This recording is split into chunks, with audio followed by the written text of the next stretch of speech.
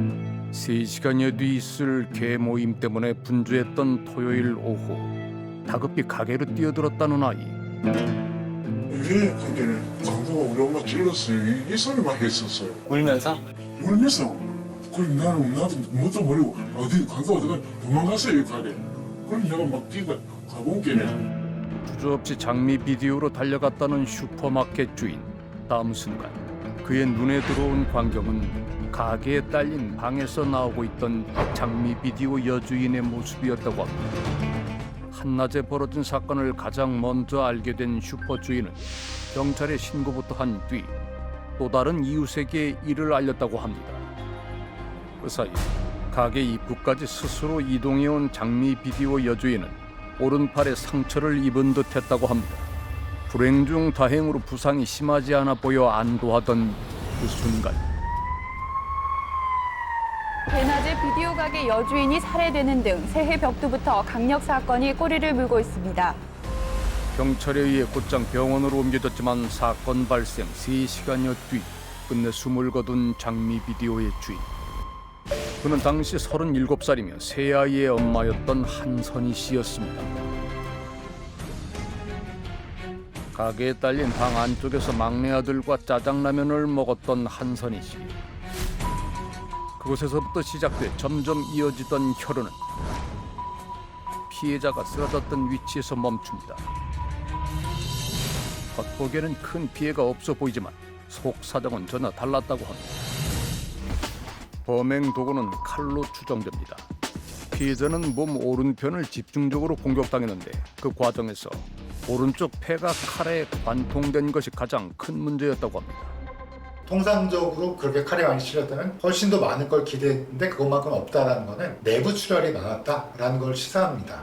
사건 이틀 뒤 진행된 부검 결과를 보면 피해자의 폐 안에는 전체 혈액 중 4분의 1가량이 되는 피가 고여 있었습니다.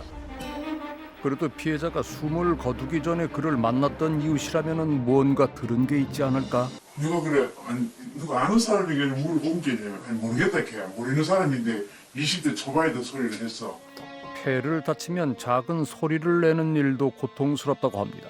남은 힘을 다해 범인에 대한 단서를 남겼을 한선희 씨.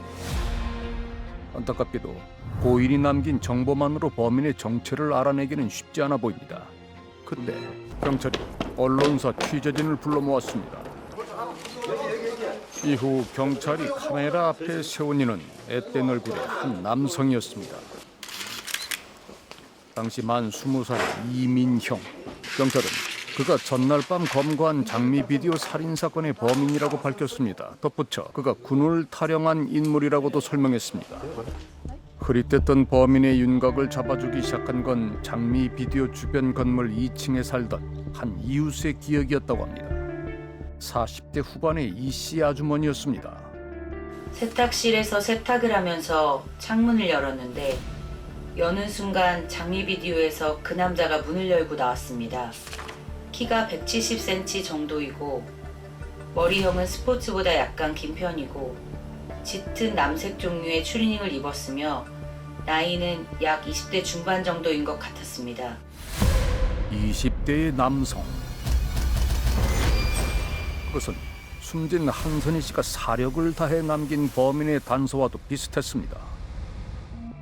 이웃인 이씨 아주머니의 목격담을 통해 범인의 인상착의까지는 특정했던 경찰. 하지만 피해자가 13차례나 칼에 찔린 점, 그렇기에 범인이 한선희 씨에게 감정이 있는 아는 사람인 걸로 오해하고 있었다고 합니다. 어쩌면 이민영과 영원히 엇갈릴 뻔한 그 순간 생각지도 못한 귀인을 만났다는 경찰. 방에서 가게를 볼 수 있는 유리문으로 보니 20대로 보이는 남자 한 명이 들어와 접는 칼을 가지고 어머니 가슴에 들이대고 돈 내놓으라고 한 뒤 방 안에까지 엄마를 따라 들어와 칼을 박아 찔러 엄마가 돈통에 있는 돈을 꺼내가라고 하니까 아저씨가 hor해나가 돈을 꺼내갔으며 아이 덕에 사건이 강도 살인임을 알게 됐고 범행 도구까지 특정할 수 있었던 겁니다. 아이고 칼이 났는데 100% 맞던 겁니다. 그래 내가 뭐 거짓말할 수 있겠습니까? 그럼에도 아직은 더 알고 싶은 이야기. 범행 당일 그가 입은 옷을 알아내고 범행 당시 그가 사용한 흉기를 특정했어도 그 물건들의 주인이 이민영이라는 사실까지는 대체 어떻게 알아냈던 걸까? 유력한 간접 목격자가 있잖아. 답은 여종업이지. 그것은 장미 비디오 근처에 있던 문다방의 종업원 미쓰리의 기억이었습니다. 시장 골목에서 올라오는 것을 보았으며 배달을 마치고 돌아와 보니 조금 전에 본 그 남자가 커피를 마시고 계산을 하고 나가는 것을 보았습니다. 얼굴이 곱상하게 생겨 귀공자 타입으로 잘생겼으며 몸이 호리호리하고 귀걸이를 왼쪽에 하고 있어 유심히 쳐다보았으며 장미 비디오 살인 사건이 발생하기 직전 동네를 서성했다는 귀걸이를 한 남자. 우연히 불심 검문으로 검거된 이민영도 귀걸이를 하고 있었습니다. 왼쪽 귀였습니다. 탐문 중인 형사에게 그날 자신이 목격한 남성에 대해 알렸던 문다방 미쓰리. 검거된 이민영을 본 미쓰리는 그가 귀걸이를 한 남자가 맞다는 확인도 해줬다고 합니다. 안녕하세요. 저는 무기수 이민형입니다. 많이 늦었지만 지금부터 제 진짜 이야기를 해보려고 합니다. 27년 전 20살 이민영의 자백과는 정반대의 내용인 듯합니다. 죽일 필요는 없었잖아. 예. 하지만 누군가는 알 거라고요. 누군가 안다는 말은 무슨 말이야? 네가 안 죽였다는 이야기야? 아니요. 이민영에게 쏟아진 가장 많은 질문은 1심 재판 과정에서라도 왜 범행을 적극적으로 부인하지 않았냐는 겁니다. 자포자기 상태로 이르게 된 과정에서 이민영 씨 본인의 어떤 심리적인 어떤 문제도 있지만 현장 목격자가 맞다라고 지목을 했다라는 걸 극복 못한다라는 거죠. 1심 전문의 박준영 변호사는 이민영이 범행을 부인하지 않은 게 아니라 부인할 수 없었을 거라고 판단합니다. 사건 현장에 있었던 피해자 한선희 씨의 아들 정훈군이 그를 범인이라고 지목했습니다. 게다가 목격자는 더 있었습니다. 문다방의 종업원인 미쓰리입니다. 사건 발생 시각 무렵 장미 비디오 인근을 배회했던 귀걸이를 한 남성을 기억했다가 탐문 중이던 형사에게 알렸다는 미쓰리. 그는 귀걸이를 한 남성이 이민영이 맞다고 진술한 인물입니다. 결국에는 자백과 범행 전후의 목격자들의 진술 이런 것들이 합쳐져서 이제 보강 증거로 작용을 한 거죠. 피고인이 자기의 무죄를 입증해야 되는 구조가 항소심에서 이루어진 거예요. 목격자들이 본 남성이 자신이 아님을 스스로 증명해야 했을 이민영. CCTV도 휴대전화도 흔치 않던 그 시절 그에게 방법이란 게 있기나 했을까? 1심 재판에서 사형을 선고받은 뒤 무죄를 주장하기 시작했던 이민영은 잊었던 사실 하나를 떠올렸던 걸로 보입니다. 1월 3일 오전 7시 반에서 8시 사이 북부정류장에 도착한 저는 정류장 근처 우럭수에 앉아 시간을 보내다 오전 10시에서 10시 반경 몇 번 간 적 있는 만화방으로 들어갔습니다. 장미 비디오 살인 사건이 발생했던 그날 만화방에 갔던 기억이 되살아난 겁니다. 숙소를 옮기려던 참이라 짐이 많았다는 이민영. 그곳에서 만화책도 읽고 점심까지 시켜 먹으며 제법 시간을 보냈다고 합니다. 만화방에서 나오면서 보증금을 맡기고 책도 빌렸다는 이민영. 때는 만화방 주인 부부가 교대를 한 뒤였다고 합니다. 이후 인근에 있는 단골 여인숙으로 갔지만 주인 아주머니가 자리를 비워 한동안 책을 읽으며 기다렸다는 그의 기억. 20여 분 뒤 주인 아주머니가 와 방을 잡고 그곳에서 밤새 책을 읽었다고 합니다. 그의 기억대로라면 방에 들어간 때는 사건 당일 오후 2시경. 문다방 미쓰리가 그를 목격했다던 그 시점과 겹치는 시간대입니다. 미쓰리가 그를 보았다던 장소들은 대구 남구 대명동입니다. 그런데 이민영이 알리바이로 내세운 장소들은 대구 북구 비산동의 자리에 있습니다.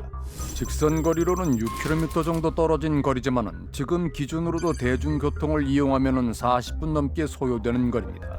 이민영이 알리바이를 기억해내자 2심 재판부에서 2차 현장 검증까지 진행해가며 적극적으로 그 사실 여부를 확인했던 모양입니다. 부부가 운영했던 만화방, 이민영에 대한 기록은 점심 이후부터 저녁 무렵까지 가게를 보던 여사장의 글씨였습니다. 빌렸던 책들은 그가 검거된 날 반납됐습니다. 점심시간이 지난 뒤 만화방을 나서며 책을 빌렸던 이민영이 비슷한 시간대 대중교통으로 40분 넘게 걸리는 장소에서 그것도 만취한 채로 목격이 될 가능성이 있을까? 이민영이 체포되었는데 왼쪽 귀걸이를 하고 있어요. 이 다방 종업원의 진술은 이민영 씨가 체포된 다음에 나온 진술이거든요. 이것은 유도하게 된 결과가 될 수 있죠. 사실 검증이 전혀 안 되잖아요. 직접 2차 현장 검증까지 나섰다가 이민영의 만화방 알리바이를 확인했다는 2심 재판부는 사형을 선고한 1심에 비해 감형이 되기는 했지만은 무기징역이라는 중형을 판결했습니다. 이민영을 장미비디오 살인 사건의 진범이라고 판단한 겁니다. 이민영이 주장한 알리바이를 중점적으로 검증한 줄 알았던 2차 현장 검증. 하지만 이때도 이민영은 간 적 없다던 장미 비디오에 또 한 번 갔고 피해자의 아들 앞에서 한 적 없다고 부인한 살인을 또다시 재현한 걸로 확인됩니다. 만화방 알리바이가 증명됐음에도 2심 재판부가 이민영에 대한 의심을 지우지 못한 이유 중에는 그가 그렸던 그림 한 장이 포함된다고 합니다. 그것이 범행 현장을 목격했던 피해자의 아들의 설명과 정확하게 일치해서라고 합니다. 하지만 무기징역을 선고할 정도면 그림이 아니라 확보된 범행 도구와 제대로 대조를 했어야 맞는 게 아닐까? 경비가 공부가 안 나왔으기는 이 파티장까지 가서 뒤배실 거잖아요. 이민영은 어떻게 피해자의 아들이 봤다던 특이한 칼 모양을 알았던 걸까? 그때 제가 처음에 이제 지구대에 들어가 있을 때 형사들이 얘기를 하는데 칼이 이런 거 같다라고 했을 때 그걸 연상해서 그렸는데 제가 그린 칼들이 보면은 예전에 홍콩 영화나 그런 데 누아르물에 많이 나왔던 그런 칼이거든요. 살고 싶지 않아 허위 자백을 선택했던 그는 형사들이 나눈 대화를 기억해 영화에서 본 칼의 모양을 그렸다고 합니다. 경찰에서 그 칼의 출처를 물어 실제 그가 절도한 적이 있는 대구 시내 한 병원에서 훔친 물건이라고 둘러댔다는 이민영. 하지만 경찰과 함께 해당 병원을 방문하면서 자신이 한 거짓말을 들켰다고 기억합니다. 경찰들이 저를 병원 원장 앞에 데려가서 그 칼을 자기들 설명하고 원장이 그런 칼 없다고 그러니까 저보고 다시 설명하라 해서 제가 또 한번 설명하고. 당시 작성된 해당 병원 의사의 진술 조서에는 이민영의 기억과 같은 내용이 담겨 있습니다. 잃어버린 사람도 없고 실물도 발견되지 않은 칼. 시신에 남은 손상과 전혀 들어맞지 않는 칼이 범행 도구라고 단정됐던 겁니다.